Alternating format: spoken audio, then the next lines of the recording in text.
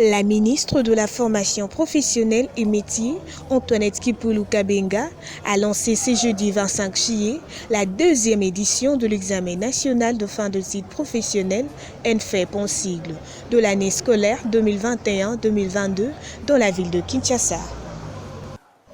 La cérémonie s'est déroulée dans l'enceinte du centre de formation Betoli dans la commune de Limete, en présence du bourgmestre de Limete, de l'inspecteur général, de membres du ministère de formation professionnelle et métiers, des enseignants ainsi que deux élèves.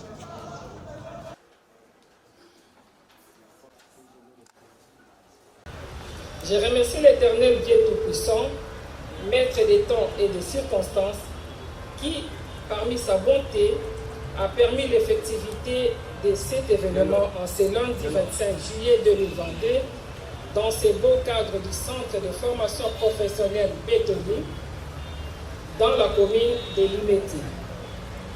Je suis heureuse de m'adresser au peuple congolais et particulièrement à sa jeunesse à l'occasion du lancement de la deuxième édition de l'examen de fin d'études professionnelles NFEP en sigle. Faut-il rappeler que Son Excellence M. Félix Antoine Tshisekedi Tshilombo, président de la République, chef de l'État, place le ministère de la formation professionnelle au cœur de sa lutte contre le chômage, la pauvreté, les sous-emplois et les sous-développement. C'est dans ce cadre qu'il a instruit le gouvernement de pérenniser l'examen national de fin d'études professionnelles afin de certifier les acquis des apprenants. Qu'il trouve ici l'expression de la reconnaissance de mon ministère pour cette vision salvatrice constituant à la formation d'une main-d'œuvre locale qualifiée susceptible d'aboutir à l'émergence d'une classe moyenne tant recherchée. Mes remerciements et ma reconnaissance vont à l'endroit de Son Excellence M. Jean Samaloko de Kenge, Premier ministre, chef du gouvernement, pour m'avoir confié ce secteur de la vie nationale. Mesdames et messieurs, distingués invités, pour rappel, mon ministère a organisé l'année passée, pour la toute première fois en République démocratique du Congo, des évaluations certificatives en faveur des apprenants des centres de formation professionnelle et des centres spécialisés des métiers, hormis malheureusement les écoles du cycle court. Dans cette lancée, nous nous réjouissons de l'intérêt de jeunes et de moins jeunes pour la formation professionnelle, longtemps considérée comme un enseignement de seconde chance en République démocratique du Congo. Ils bravent ainsi les stigmates de la société pour adhérer à leur épanouissement socio-économique. Pour cette deuxième édition, 40 233 candidats sont inscrits, ce qui représente un accroissement de plus de 300% par rapport au nombre des participants de l'édition passée, chiffré à 15 600. C'est ici le lieu de souligner qu'au terme de l'ordonnance numéro 22/003 du 7 janvier 2022 fixant les attributions des ministères, les ministères de la formation professionnelle et métiers restent les guichets uniques en ce qui concerne le contrôle, le suivi des formations professionnelles et l'organisation des évaluations, ainsi que la certification et la délivrance des titres de formation professionnelle. Par conséquent, tout contrevenant à ces dispositions réglementaires se marginalise d'office. C'est pourquoi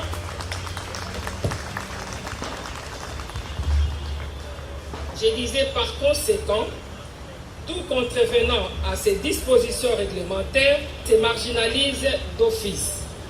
C'est pourquoi j'encourage vivement les parents à orienter leurs enfants vers la formation professionnelle débouchant inévitablement sur l'auto-emploi et l'employabilité, ce qui favoriserait l'insertion socio-professionnelle des apprenants. Avant d'éclore mon propos, je remercie tous les partenaires qui nous accompagnent dans cette action et invite d'autres à leur emboîter les pas. À titre indicatif, je citerai notamment l'UNESCO, MONUSCO, ENABEL, OIT, COICA, UNICEF, GIZ, AFD, les coopérations marocaines et tunisiennes. Je confirme que des titres officiels sanctionnant la fin d'études professionnelles, diplômes professionnels, brevets, certificats d'aptitude professionnelle sont disponibles auprès des inspecteurs provinciaux respectifs. Ils sont remis gratuitement à tous les récipiendaires de l'édition 2021 sous la direction des gouverneurs des provinces. J'insiste sur cet aspect, c'est gratuit.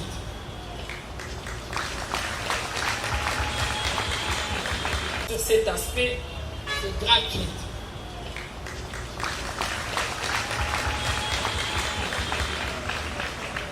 À tous les participants à l'ENEFEP 2022, je vous félicite pour votre bon choix qui vous conduira certainement à trouver une bonne place sur le marché du travail.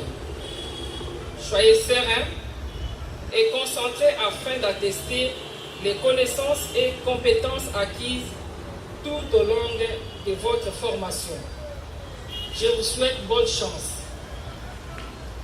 À vous les acteurs qui œuvrent à l'éducation d'une formation professionnelle performante et compétitive, soyez rassurés de l'accompagnement de votre gouvernement à travers mon ministère. Sur ce, je lance officiellement l'examen national de fin d'études professionnelles hors session, édition.